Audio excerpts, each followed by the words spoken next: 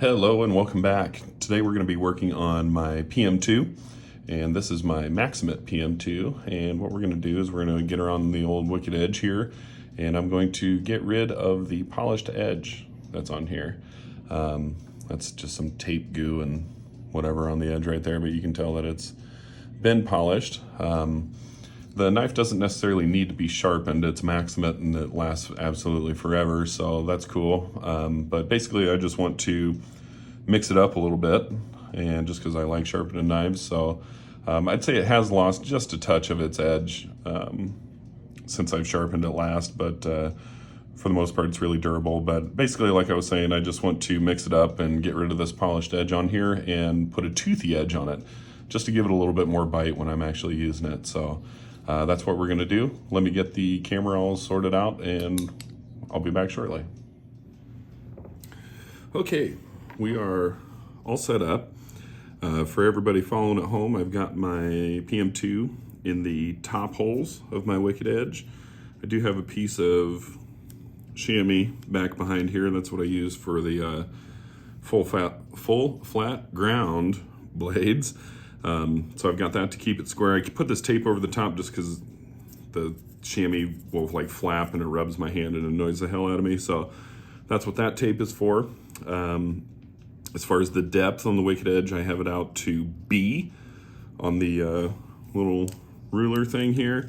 And I am going to be sharpening at 15 degrees. So got just about everything ready to go. I'm going to put a little extra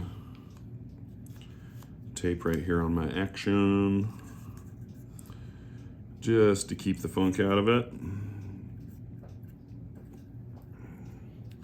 That should do. Okay, so one thing in my experience as a wicked edge owner, excuse me, when you go back to resharpen a knife, even though I keep a book with all my notes from every time I sharpen, it's not always copy paste with the settings. So at the beginning when I come back, I can get it to where my angle cube says 15 degrees or whatever it is set on, and have everything as close to what it was before.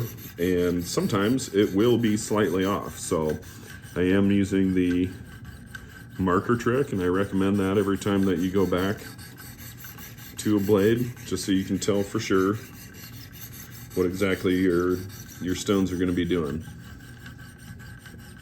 So, okay, this side.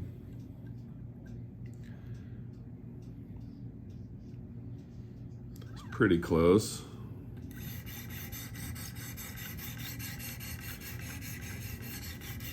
Might have to go in just a tiny little touch here on this side.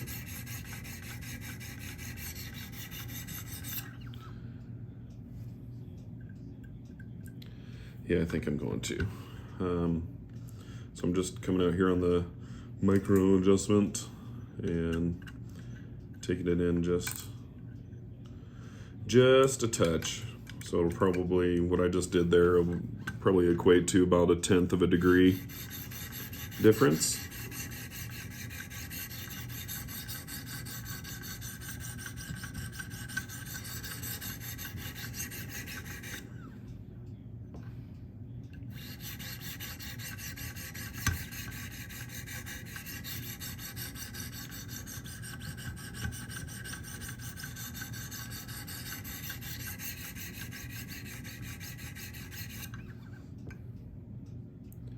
Okay, I think that's a little better. I can live with that. I think what's left of the marker is actually marker that's gone up past the bevel onto the shoulder. I'm kind of sloppy when it comes to putting on my marker. So I'm gonna call that side good.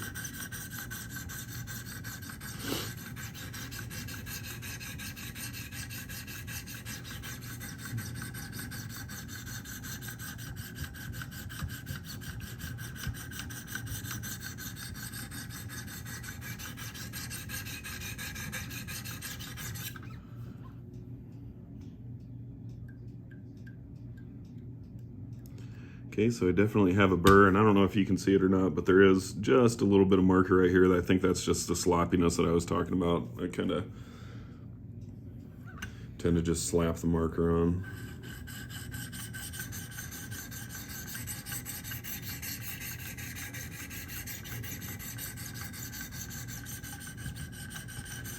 So we had a burr on the right side. I don't remember if I checked on the left side or not, so we're gonna check.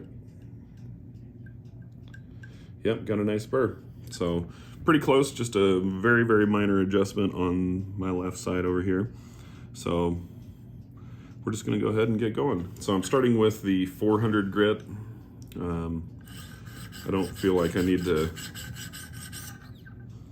start any coarser than this.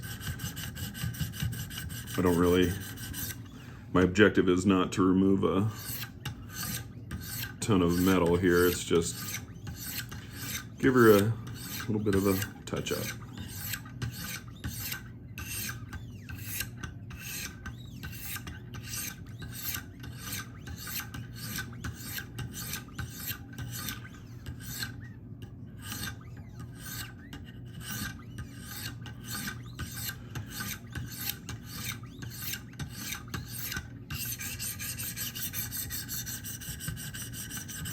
Not certain where I'm going to finish. I was thinking maybe 800 grit, but I might take it up to 1,000.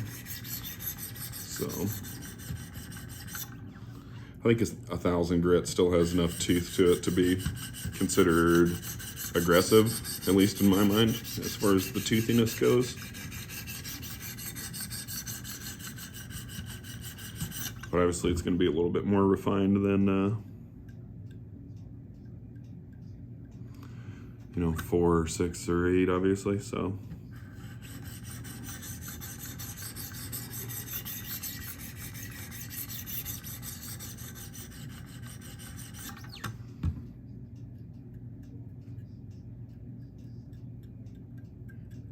okay, we got a good burr. Man, I really should just put a sharpening tool in there. Can you see where I can't quite reach? Like I've got my stone on the edge and the panel bumping up right here, and that's as far as I can get. So womp womp, maybe next time. All right, I am gonna go ahead and jump up to my 600s. I'm not fully prepared here, so let me get some alcohol wipes to clean up the dust.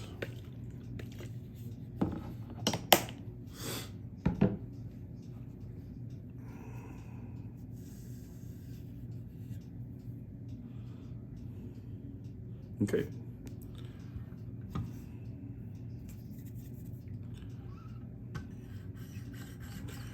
So, it feels like it's been absolutely forever since I've made a video, and I suppose it has. I didn't look to see quite how long it had been since I last put out a video, but it definitely feels like it's been forever. But just been busy. We got a boy that's in travel baseball. That's over with now. All the summer tournaments are now over, but he is in fall ball, but his travel team is not doing a fall ball, so he joined just one of the kind of local, school teams just to keep him fresh during the fall. Yeah, that's nice. So, had quite a lot of baseball, a lot of running, a lot of traveling for it. Obviously, travel ball implies that. Been working quite a bit, and probably the main driving factor for me not putting out any videos is I just haven't felt like it. So, I don't know. Was at work today and came home a little bit early today. My wife is not feeling so well, so I think I'm gonna here just to help her out and take her to the doctor if she needs to or anything like that. So just kind of hanging out. She's resting. And I thought, why not? So have been sharpening a number of knives. I did it several knives for some guys at work. It's kind of approaching hunting season, so guys are wanting their skinning knives done. So I did some of those, did a handful of pocket knives for guys at work, but like I said, I just haven't really felt like putting up a video, which is fine. All right.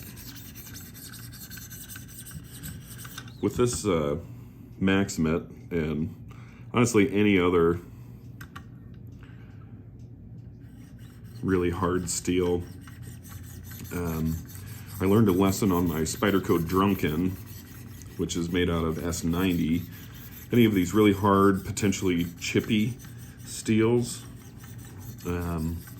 light pressure on the stones. Don't be, pushing in real hard. I find that that's the way to go. When I did my Drunken, first time I sharpened it, it actually had some micro chips, teeny tiny, like 2 or 3 tiny little chips, when I was done sharpening it. And because I was in a hurry and just kind of ham-fisting it, going too hard basically, and it chipped it. So I had to go back and repair the edge that I just sharpened on my brand new knife, expensive knife. So when it comes to like Maxamet or S110V or obviously S90V or what have you, I tend to just take it nice and easy with the pressure. You can go as long as you want on each stone, but I would recommend just taking it nice and easy.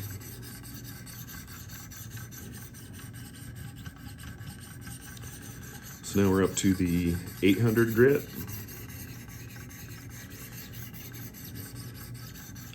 I don't know if I'll stop here or not. See how I feel here in a couple minutes.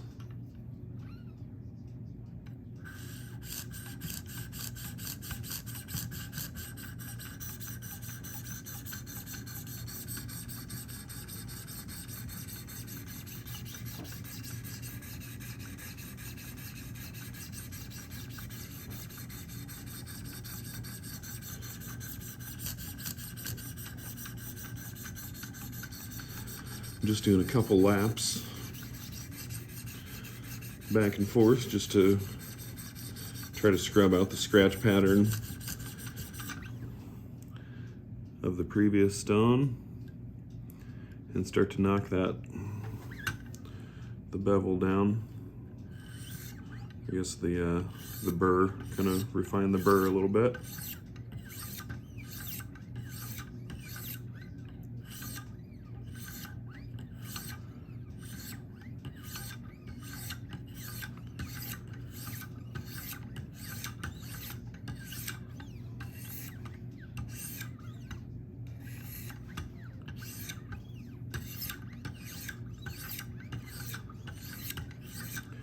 Yeah, honestly, that's looking pretty sweet. I think I might leave her at 800. I like the way it looks. I know that an 800 grit edge is pretty toothy still. Not the most toothy, obviously, but pretty toothy. And it will definitely have a much more bite compared to the polished edge that I had on here. So that previous edge I finished with my nano cloths strops with, what is it, 0.025 micron, so that was cool, and it was a sharp knife, but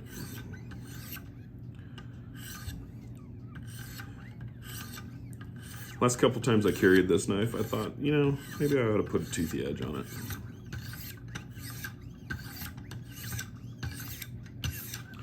Yeah, that looks sharp. As in, it looks good. Well, it is sharp too, I suppose, huh? Okay, that's all I'm going to do for the stones. I am going to get out some strops, which I am not prepared for, so give me a second while I go dig out my straps. And I'm going to deburr the edge. Ugh.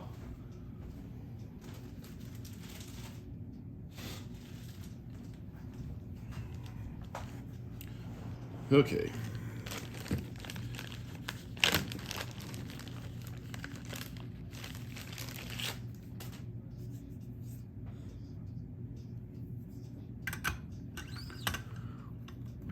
So these are my kangaroo leather straps. I don't remember what grit they have on there, and it doesn't really matter. I'm not going for aesthetics on here. I'm not trying to polish it, obviously. You know, I just realized that I've said the word obviously like, what, 6 times in this video? I don't know what my deal is. Anyways, not trying to polish, just trying to refine. Take that little bit of burr off there that I've got standing straight up and get it right down to the actual cutting edge here. I've been really finding that doing this really helps prolong the edge. Like, if you don't do this, then you do leave the tiny little burr, which I've been flapping back and forth, and it's, you know, just a teeny tiny little sliver of metal all the way along the edge. If you strop after you sharpened, it actually removes that burr and gets it down to the actual cutting edge. And I find that the knives feel sharper, and I find that they last longer a little bit. So you can get like screaming sharp while leaving the burr behind, but that burr is very, very delicate. So you go chopping through a couple cardboard boxes or, you know, zip ties or something like that, and they're going to take that burr off, and then you'll be left with what I'm trying to get to now, which is the actual cutting edge of the knife. But in that case, it wouldn't be as refined as it is right now. So we're trying to get down to the actual cutting edge here right out of the gate. Yeah. These straps look like it, although it's, you know, not going to polish the edge on here. It does kind of seem to smooth out and blend the scratch pattern a little bit, at least to my eyes, or maybe I like to think that. I don't know if it's true or not, but it kind of looks like it to me. So that's all good. Make everything look nice and uniform.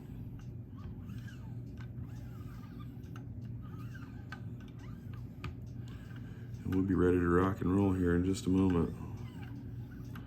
Let me just do one more lap here.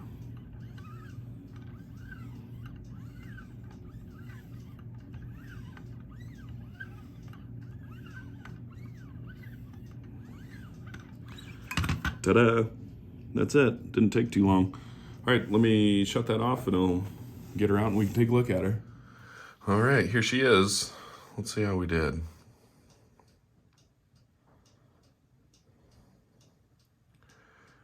Very uniform, even. Nice kind of satin sheen on that. Ooh-wee. Let's take this off of here. No fingernails.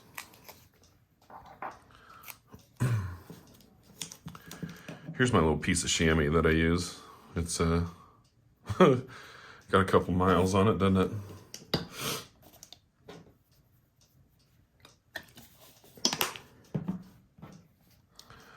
Go ahead and clean this dude up.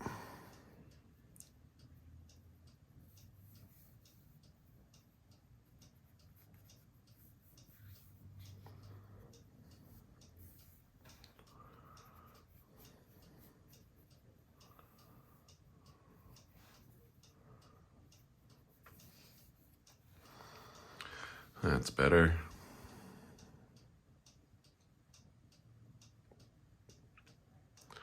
Oh yeah. Let's see how she does.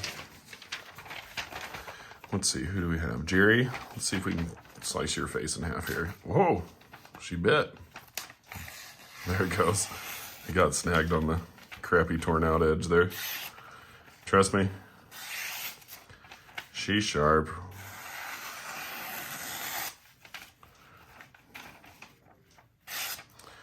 Jerry didn't want his face sliced in half today, apparently.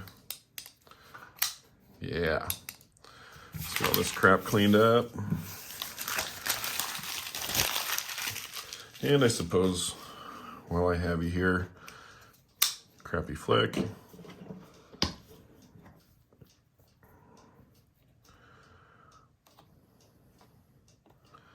Might as well give her just a little bit of attention. It's not too terribly dirty, but might as well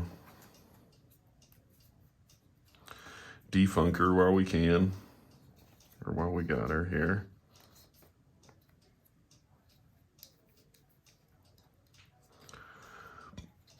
Excuse me. And I'm also, there are exactly 0 problems with the action, but while I'm working on it, I might as well put a couple drops in. One for you, and one for you. I don't know if it went on that. There we go. Okay.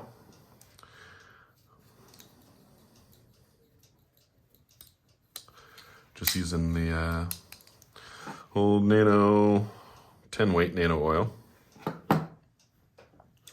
And then, as a final touch, I like to use the 85 weight. Not in the action, but just a little bit. Whoops, a little too much, per usual. Since this is a non-stainless knife, go ahead and just put a nice coat of oil on her. Make sure she stays nice and rust-free. I don't mind a little bit of patina, which she's gotten a little bit since new, but rust is a no-no for me, so make sure it's all over in the Spidey hole. There she be. Look at that. Going toothy. Okay, till next time, take care.